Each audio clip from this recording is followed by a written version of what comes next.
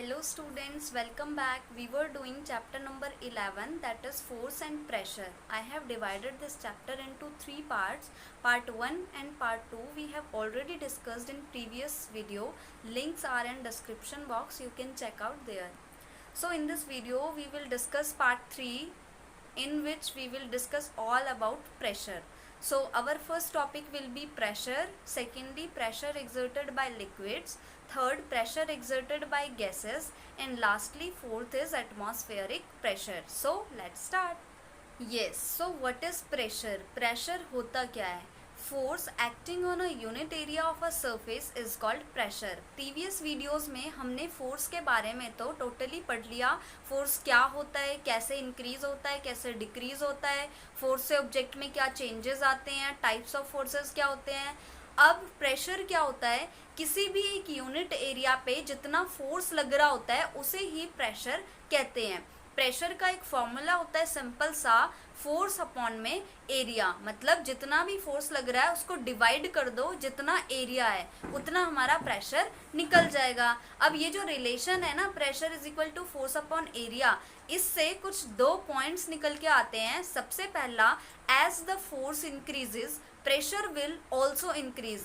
एक बात हमेशा याद रखना, जब भी दो चीजें इज इक्वल टू में दी होती है ना, अगर दोनों ऊपर ऊपर होगी, जैसे प्रेशर भी ऊपर है और फोर्स भी ऊपर है, अगर फोर्स इंक्रीज होगा तो प्रेशर भी इंक्रीज होगा, लेकिन अगर फोर्स डिक्रीज होगा तो प्रेशर भी डिक्रीज होगा. ये तो सिंपल सी बात है. अब बात करें जो नीचे है डिवाइड में, एरिया क्योंकि नीचे डिवाइड में है तो इसका उल्टा रिलेशन बनता है, अपोजिट हो जाता है.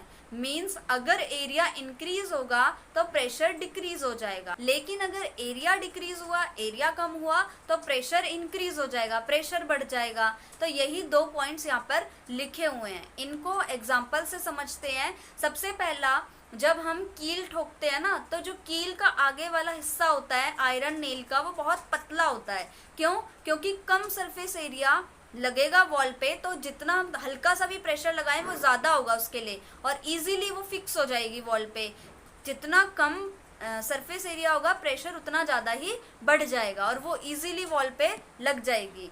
सेकेंडली, ये एक यहाँ पे जो कूली होते हैं वो सिर पे एक राउंड बनाते हैं कपड़े का, उसके बाद सामान रखते हैं. क्यों होता है ऐसा? जब राउंड पीस ऑफ क्लॉथ सिर पे रखा जाएगा तो जो सिर है हमारा, इसका जो एरिया है वो वैसे तो कम है, लेकिन हम क्लॉथ को राउंड राउंड करके जब सिर पे रख देते हैं वो ज़्यादा हो जाता है.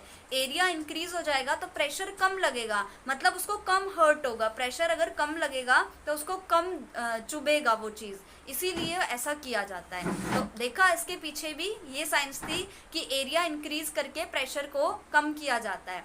ऐसे ही एक और एग्जाम्पल है, कभी कभी जब हम नाइफ से फ्रूट्स वगैरह काटते हैं तो कई बार जब पुराना हो जाता है या कहते हैं धार नहीं लगी हुई, तो जब न्यू होती है नाइफ तब क्या होता है, उसमें बिल्कुल एकदम पैना होता है ना, एरिया बहुत कम होता है, तो वो इजीली जरा सा भी लगाएंगे तो प्रेशर ज़्यादा लगता है, इजीली कट जाता है. लेकिन जब पुराना हो जाता है तो वो सरफेस एरिया बढ़ जाता है, मोटा हो जाता है, इसीलिए वो काटने में दिक्कत आती है. मतलब जितना भी फोर्स लगाओ वो प्रेशर कम ही लगता है हमें, इसीलिए यही इसके पीछे भी रीज़न है प्रेशर का.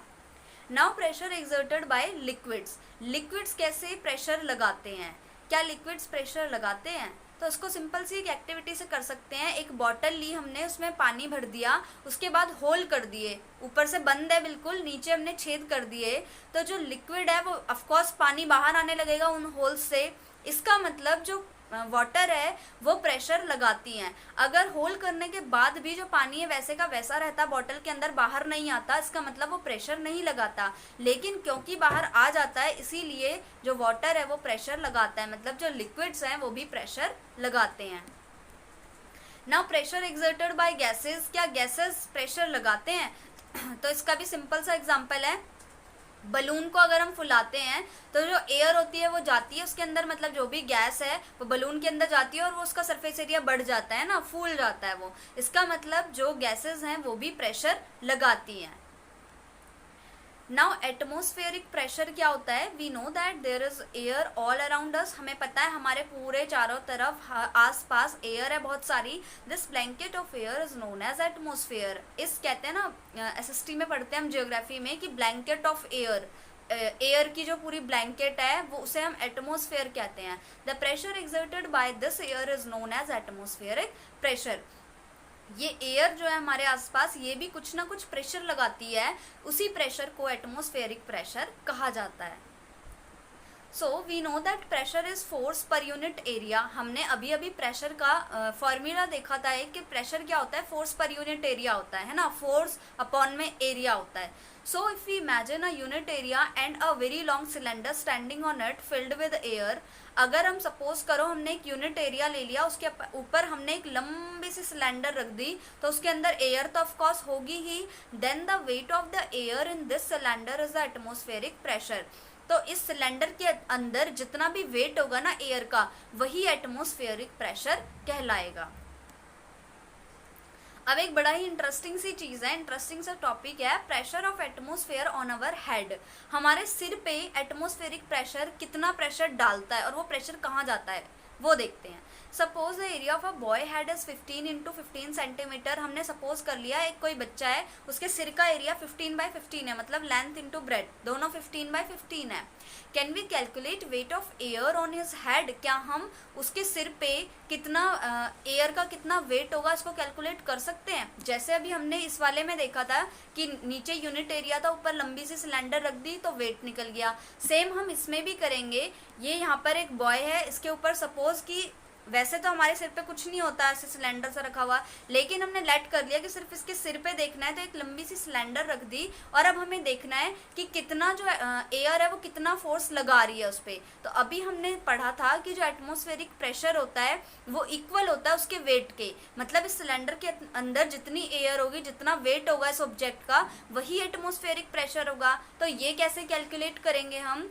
वेट ऑफ एयर इक्वल होगा वेट ऑफ ऑब्जेक्ट के। तो वेट ऑफ ऑब्जेक्ट का फॉर्मूला होता है मास इनटू ग्रेविटी, मतलब मास ऑफ ऑब्जेक्ट जिस भी चीज से वो बना है, जो पार्टिकल्स हैं एयर के, इनटू में फोर्स ऑफ ग्रेविटी, वो हमेशा नीचे की तरफ पुल करती है ना ग्रेविटी, तो इसीलिए वेट निकालने का फॉर्मूला होता है mass into gravity.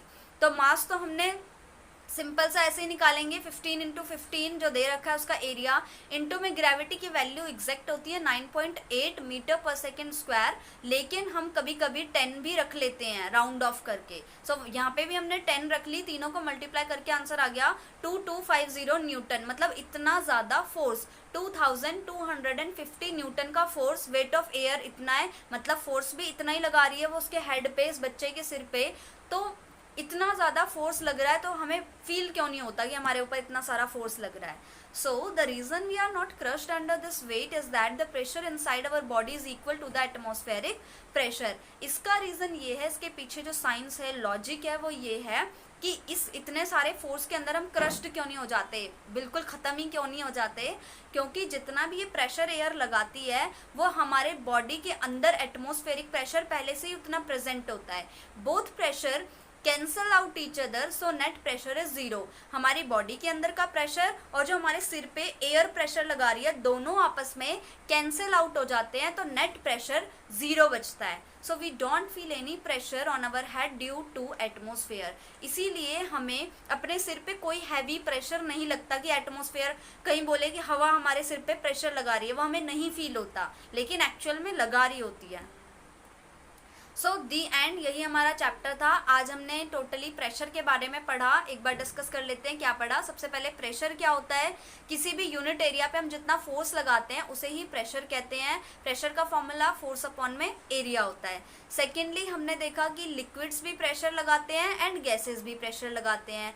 Then last हमने एटमॉस्फेरिक प्रेशर देखा कि हमारे आसपास जितनी भी एयर है, एटमॉस्फेयर है, वो कुछ ना कुछ प्रेशर लगाता है हर ऑब्जेक्ट पे, उसे ही एटमॉस्फेरिक प्रेशर कहा जाता है। और लास्ट हमने देखा कि हमारे हेड पे कितना प्रेशर लग रहा होता है और हम उस प्रेशर के अंडर क्रश्ड क्यों नहीं हो जाते, खत्म क्यों नहीं हो जाते, क्योंकि हमारे बॉडी के अंदर भी उतना ही प्रेशर है और दोनों आपस में कैंसिल आउट कर देते हैं एक दूसरे को। सो ये था चैप्टर। आई होप आपको समझ में आ गया होगा पूरा, अगर आपने तीनों वीडियोज देखी होगी, पार्ट 1, 2 एंड 3। अब हम नेक्स्ट वीडियो में मिलेंगे किसी न्यू चैप्टर के साथ। तब तक आप इसकी एक्सरसाइज को ट्राई करो, इजी है, हो जाएगी सब कुछ, क्योंकि जितना भी हमने अभी पढ़ा है यही सब है, घुमा फिरा के, fill in the blanks, true false, इन्हीं में से है। तो बस अब हम मिलेंगे नेक्स्ट वीडियो में। बाय।